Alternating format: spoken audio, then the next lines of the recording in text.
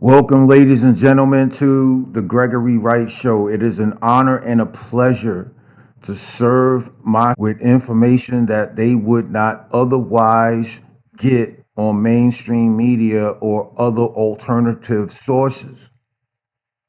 Please follow me on my YouTube account, spread the word on your Facebook account to redirect those potential subs to my channel, because what you're going to get pure reaction to real world issues that are contaminating, that are affecting hardworking men and women in U.S. American society.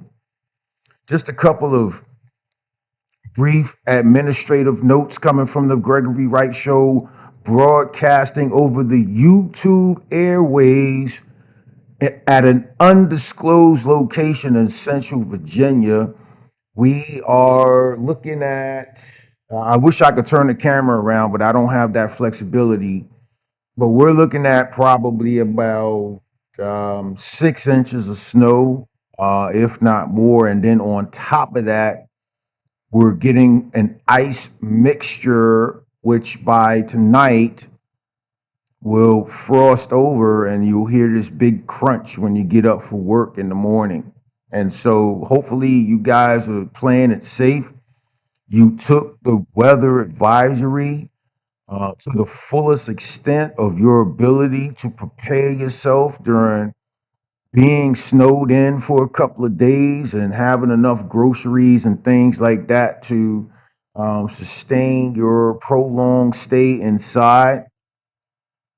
If you do have to travel for work, please drive carefully and be careful. Be extra watchful for crazy drivers that think this is a sunshiny day, so they trying to maintain those speeds and those conditions. But the reality is that ice, snow, frozen water, whatever you want to call it doesn't matter how big your truck is. It doesn't matter how big your tires are. You are still subject to be sliding and gliding over this ice, right? So, hey, had to bail my wife out. She had a couple of chances at getting up back up on the driveway. She had to leave out to get some emergency things, but at the same time, she made it back safely. She had a hard time getting up the driveway, so I had to go out and help her. And I'm not making up any excuses for why this video is late, but I want to bring up something. We're going to talk about another potential shutdown. This is defund the police all over again. The last federal government shutdown was 43 days long. There's no telling how long this looming one come January 30th at 11:59, because past 11:59, which makes it 12 a.m. in the mid morning, that is when the current continuing resolution to fund the government at all levels and at all capacities expire. Now, this looming shutdown is going to be a partial one. I say partial because 6 out of the 12 appropriations bills that needed to pass the House and the Senate and Congress in DC, only 6 of those bills were passed into funding law. 6 are remaining to include funding for the Department of Homeland Security. And of course, the backdrop is the recent shooting that I reported on yesterday, of a protester who was quite aggressive, resisting arrest, had no business being out there in the first place, impeding immigration custom enforcement operations in the city of Minneapolis, the state of Minnesota. He was at the wrong place at the wrong time. And if you want my reaction to what I shared with my subscribers yesterday, just go ahead and click on a video. It's not too long. You could do it while you're doing laundry and all that. But today we're going to talk about the looming federal government shutdown. We don't know how long it's going to last. And then I want to address some comments coming from the unhinged Democratic Party that said straight up that they were not going to vote for funding for the Department of Homeland Security within, 6.5 days or 5.5 days to avoid another federal shutdown. And so we're going to get into what a potential shutdown would mean for federal workers and the American people. And so the next U.S. government shutdown could begin on January 31st, 2026, if Congress fails to pass the remaining fiscal year 2026 appropriations bills or a continuing resolution by the January 30th deadline. This would likely be a partial shutdown, as 6 of the 12 annual funding bills have already been enacted, affecting only specific federal agencies and programs. The impasse stems from partisan disputes, particularly Senate Democrats opposing their Senate Democrats' opposition to the Department of Homeland Security funding without reforms, following a fatal shooting of a Minneapolis man by a Border Patrol agent, the third such incident in Minnesota this month amid anti-ICE protests. They never should be out there anyway. I mean, the only reason why those protesters are out there is because they are being paid to be out there. They're being incentivized to be in ICE's face while conducting lawful deportation operations. There's period. No ifs, ands, or buts about that. And so what you have here is a blatant disregard for the law that's already on the books. What are they protesting about? This whole protest thing across the United States, this is a concerted effort to undermine President Trump's authority in the executive branch.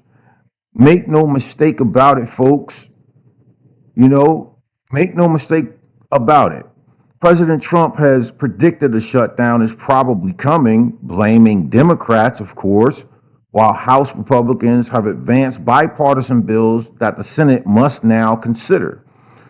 The affected agencies would primarily include defense, labor, health and human services, education, transportation, housing and urban development, and Department of Homeland Security. Americans can expect disruptions in non-essential services from these agencies, financial strain for federal workers, and broader economic ripple effects. However, essential operations like national security and emergency responses will continue, and mandatory programs like Social Security remain untouched, right? Shutdowns typically last days to weeks, with the longest recent one in 2025 spanning 43 days. And of course, those federal workers got back pay. So we see a section of impacts on federal employees, the shutdown on those guys. Nearly 1 million federal workers could be furloughed without pay, meaning that they stay home without pay. Or if you're an essential federal employee, then you must work without pay. And then here's some of the restrictions on contractors. You know, we have a small veteran-owned, service disabled label business or company doing work with the federal government, providing services, and the government pays them for them services. All of that ends, right? When you have a couple, a married man and woman together for years that want to create a company doing business with the state and federal government, now all put to a halt. They can't pay their employees salary or paycheck as long as the government is shut down. These are the ripple effects. This section right here is the most important to me. Um, how the public is affected as a whole when it comes to services and programs. Just right off the bat, health and human services will be affected. Education and labor, transportation and security, that's important. Airports and bus stops and stuff.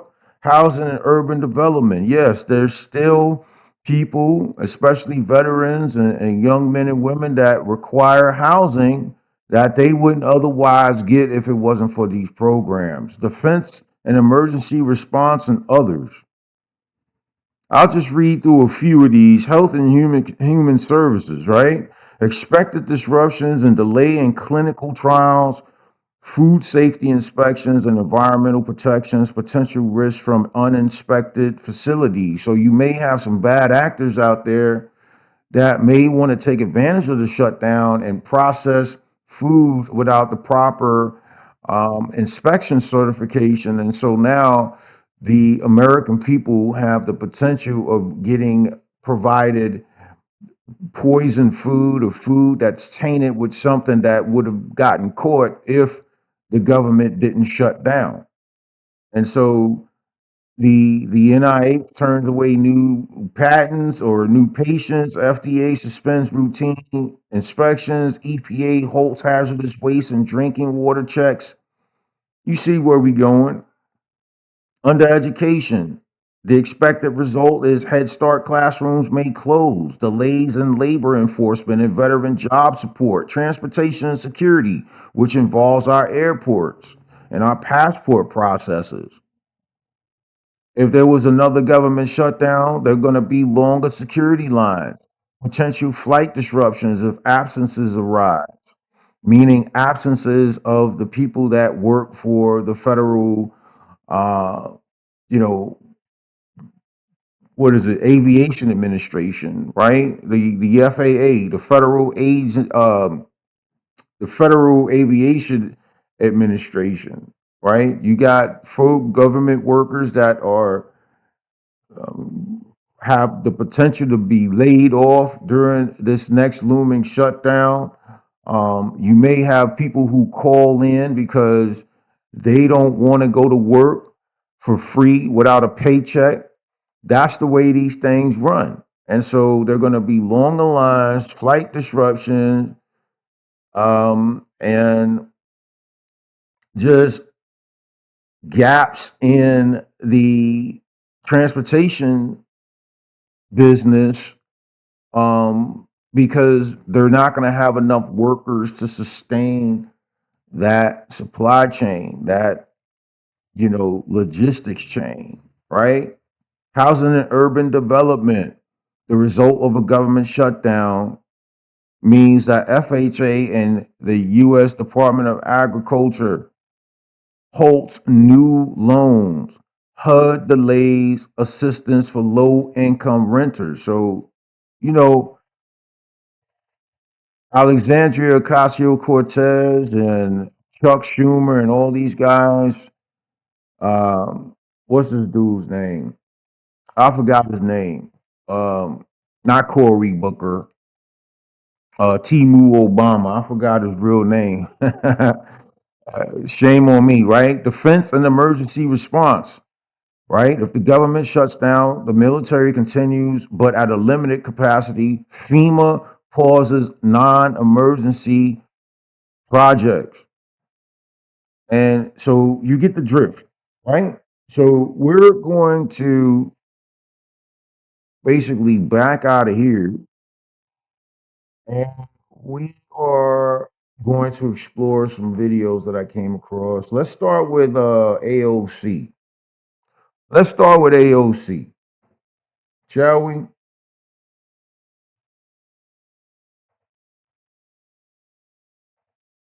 In the direction of reining in and cutting the funding of an agency that is attacking U.S. citizens, that are kidnapping 5-year-olds, that are using them as bait to open doors, and that are privately circulating that they can violate everyday Americans' constitutional rights by busting into their doors. They deserve to be defunded. I'll take any step in that direction.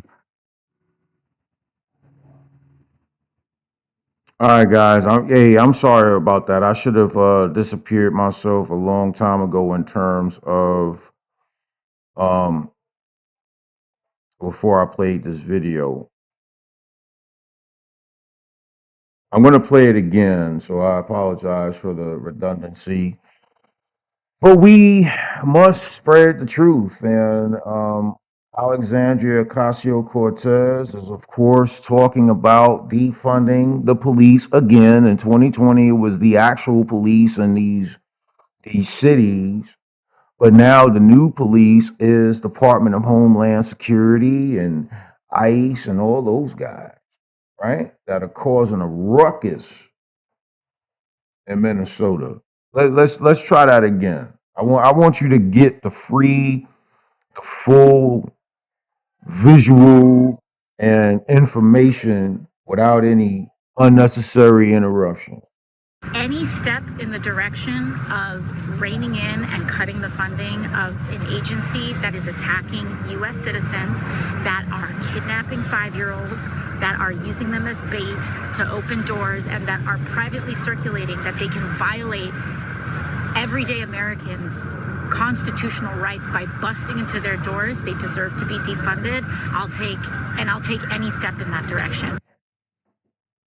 Well, first of all, Miss Lady. First of all, Miss Lady, you got to understand that immigration, custom enforcement, they're doing their job.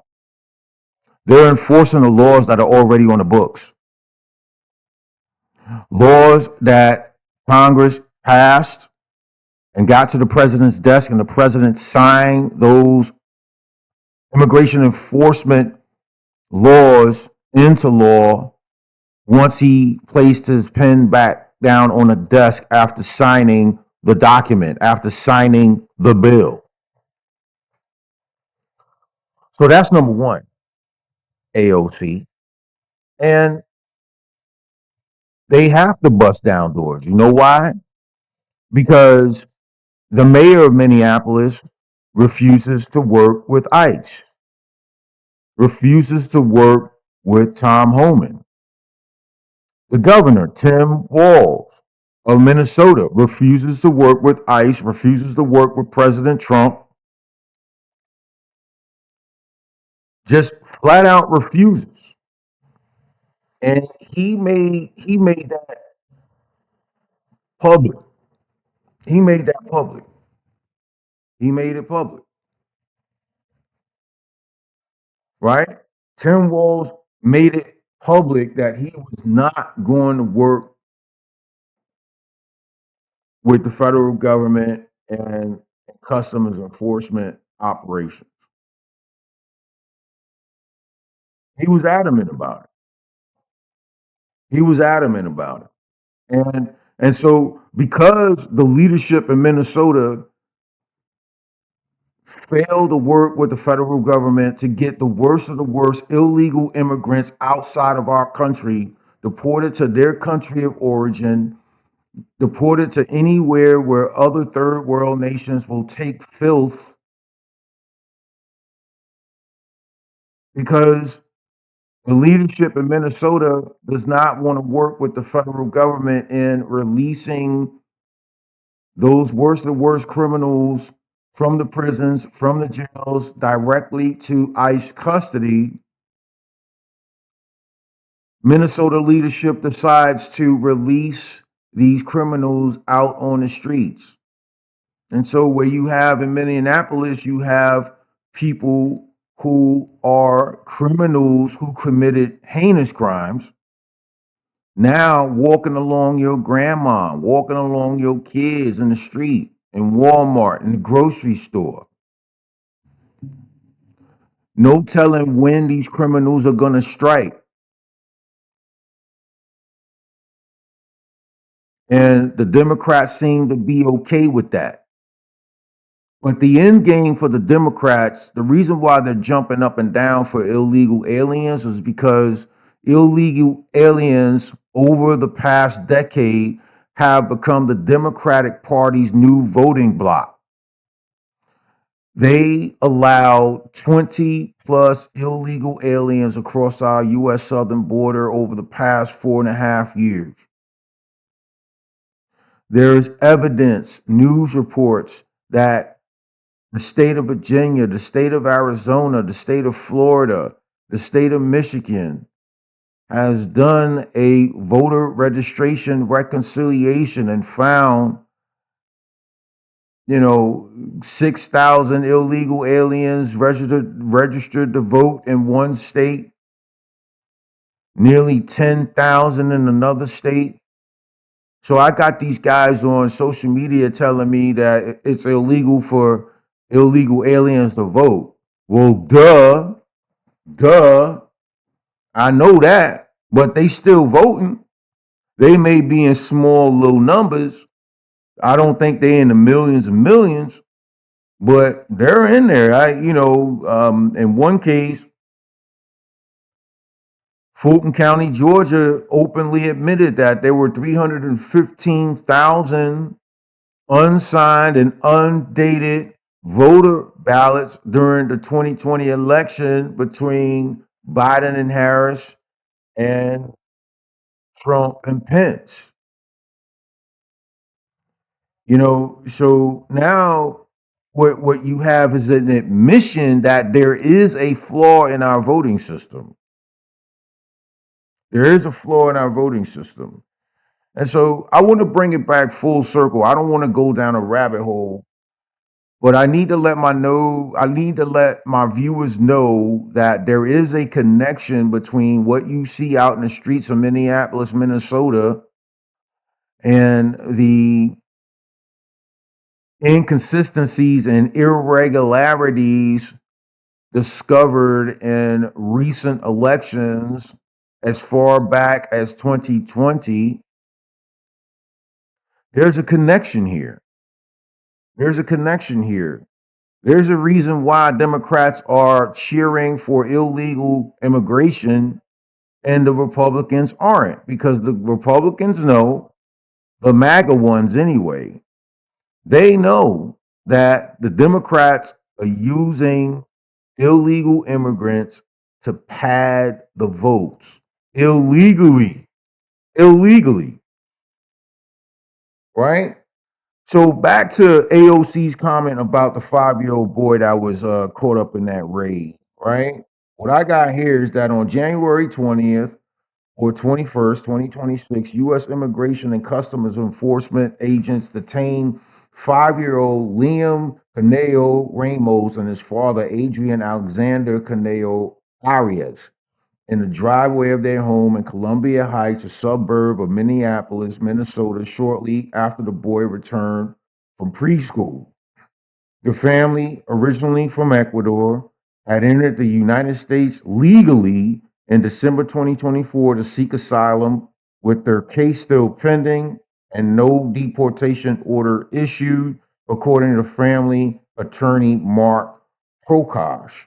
The father worked in construction-related jobs and had no known criminal history in the United States, Ecuador, or DHS records. Witnesses described a chaotic scene with armed masked agents surrounding the home where the boy's pregnant mother remained inside, refusing to open the door on advice from neighbors and her husband, who shouted warnings to her. Bystanders, including school officials and neighbors, offered to take custody of Liam, but ICE agents decline. You need to take control of that situation. So the boy and his father were then transported to the South Texas Family Residential Center in Dilley, Texas, a detention facility for families. Significant disputes surround the event. School superintendent Zena and other witnesses claim agents instructed Leon to knock on the door to lure out family members, describing it as the child is bait, and noted pleas to release him to safe adults were ignored. DHS spokeswoman Tricia McLaughlin counted that the father initially left his son behind with ICE. So what was ICE to do?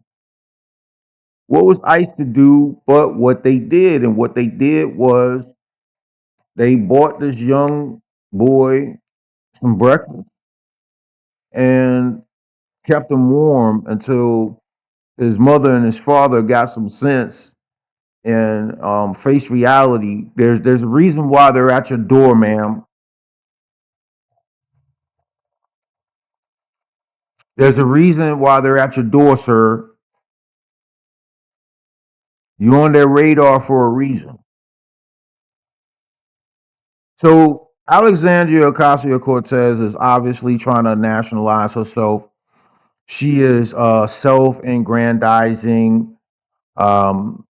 She doesn't care about this 5-year-old boy.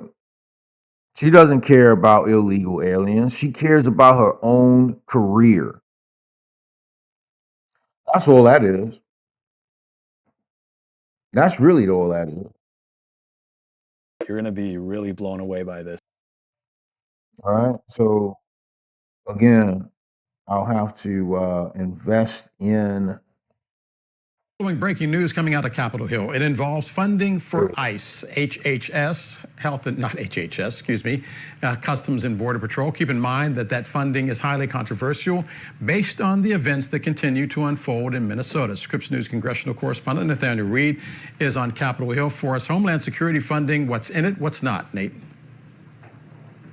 Well, that bill passed, worth noting, Del, so this now goes to the Senate for final approval. In the end, 7 Democrats crossing party lines to vote with Republicans to fund the Department of Homeland Security, which of course includes Immigrations and Customs Enforcement, but it also includes the Department of TSA, Transportation Security Administration, a number of other funding buckets, including FEMA, the Federal Emergency Management Agency. So a lot of important funding in there, which would have caused a real disruption to the government's ability to function had there been a partial government shutdown. But it appears like we're now a step closer to avoiding that. The reason why so many Democrats voted against this government funding bill, they did not believe that this package, which was negotiated in part by Democrats with Republicans, put enough guardrails on Immigrations and Customs Enforcement, on ICE. Democrats wanted everything from a ban on face masks, increased restrictions on the deadly use of force, requirement for mandatory de-escalation training, mandatory body cameras for all ICE agents. Ultimately, they got a very small piece of that. They got money for body cameras for ICE agents, and a bit more oversight over the agency, but not everything that Democrats had been seeking for that agency. And for that reason, there was a whole lot of Democrats, moderates and conservatives, and liberals alike, who made very clear that they were not going to vote in favor of that funding bill. The reality is, now that they have passed this package, it makes it look less likely that there's going to be a partial government shutdown, but at the same time gives funding to the Department of Homeland Security, again, setting up, a battle with the Trump administration for oversight of the Department of Homeland Security. There are a lot of Democrats who made very clear in recent weeks, after what we saw in Minneapolis and other cities across the U.S., that they're just not happy with the way that Kristi Noem is running the Department of Homeland Security, specifically ICE and Immigrations and Customs Enforcement. The death at the hands of an ICE agent of Renee Good, certainly one of the issues that Democrats had been talking about in recent days. Ultimately, though, a bipartisan group of lawmakers, over the objections of House Democratic leadership, voting to fund ICE and the Department of Homeland Security. Just in the last couple seconds, Del, other government funding bills, the final of the 12 annual government funding bills passed through the House of Representatives. They now go to the U.S. Senate. A shutdown now looking far less likely. But at the same time, this battle over funds for ICE still has to happen in the Senate. They will need a bipartisan group of lawmakers to approve those funds. Otherwise, they, of course, could yet again risk a government shutdown, a partial government shutdown. Nate, the last time it was funding for health care, the Affordable Care Act, and the House led the way. Is there a sense that in this case the House is going to follow, or the Senate rather is going to follow what happened in the House, or do you see this particular bill being in trouble in the Senate? Well, I'm glad you asked that. Effectively, what's happening is the House is jamming the Senate. They're sending this bill over to the U.S. Senate. Lawmakers are leaving now for a week-long recess tonight, meaning that they will not be in Washington, D.C. Until after the government shutdown deadline. So what we are now entering into is a period of time that the Senate will have to either approve these bills expeditiously, get them across the finish line, including the Department of Homeland Security funding bill, which, of course, has been controversial for Democrats, or risk a partial government shutdown at the hands of the Senate. So, again, the work is by no means done, Dale, but the Senate does return this coming Monday. Weather, of course, pending whether they return. We're expecting big snowstorm here in Washington, D.C. and across the mid-Atlantic region Sunday into Monday. A lot of concerns that they're able to actually get here to D.C. But, yes, it is up to the Senate to pass this bill to officially avert a government shutdown, to send the bill to Trump's desk. The House of Representatives passing it, though, effectively putting that torch, now saying, okay, Senate, the onus is on you to get this thing across the finish line. The House expected to leave in the next couple of minutes. Yeah, so I'm about to wrap this thing up because Scripps News congressional I correspondent think Nathaniel Reed for us live on Capitol Hill. Nate. I think you guys deserve a lot of credit for sticking around for over 30 minutes. I hope you really got something from this. I just want to do a quick recap on what we spoke about. And so at 11:59, a minute past 11:59, which would make it January 31st, when the clock strikes 12,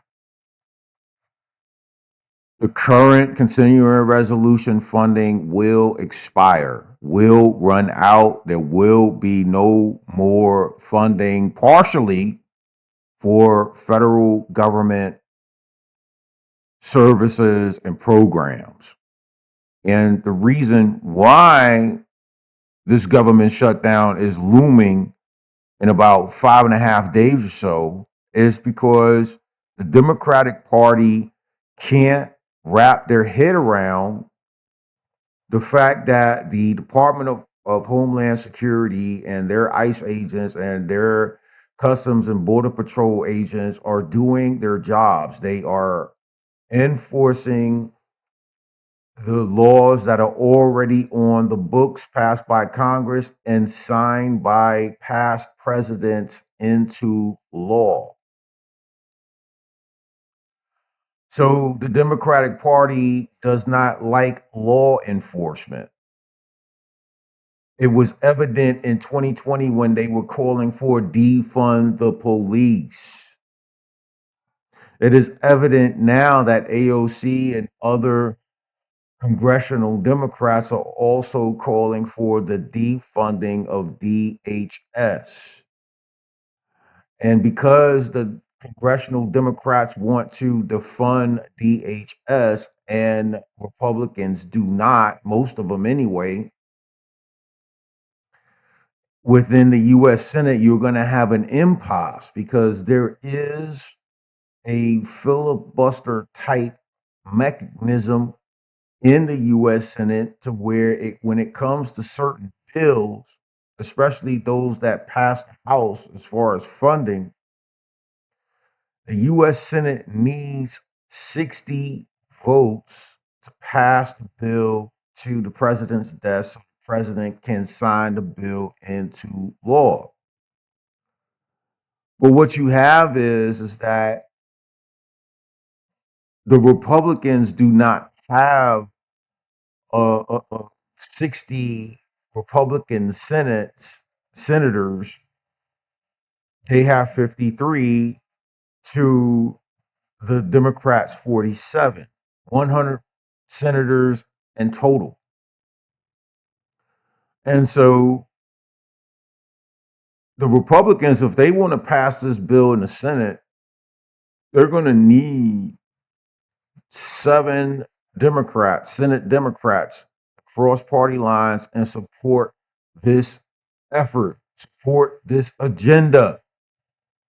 But Chuck Schumer is leading the way, and he is advising his fellow Senate, the Democratic colleagues, not to vote for this bill. And so, because the Senate Democrats want to defund DHS, and funding for DHS remains in the House bill, we may have a government shutdown. And it's catastrophic because these are lives at stake. There are going to be medical services that are cut short, security services cut short for normal law-abiding citizens that have really nothing to do with congressional processes, such as passing spending bills, but they are going to receive the brunt of the inconvenience when federal programs cease for a period of time. These hardworking Americans, they get up and go to work every day. They pay their bills, they pay their taxes so they can pay congressional salaries. And then members of Congress repay them by shutting the government down. It's ridiculous. And so with that, I'm going to leave my subscribers with one thought. Be nice to your neighbors, take care of yourself, do some self-care. And just because it's snowing doesn't mean that you don't hop your ass in the shower and brush your teeth and whatnot. You know, it's high hygiene, high level hygiene, right? Doesn't matter what day it is, what it's doing outside, you still gotta wash your behind and brush your teeth. All right, so get up out of that bed and do something. All right, so until the next time,